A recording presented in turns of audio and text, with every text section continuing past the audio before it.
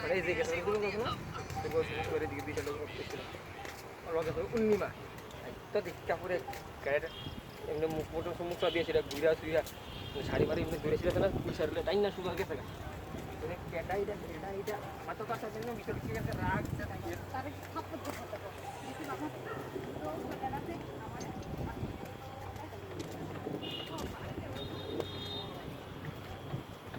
ত্রিপুরায়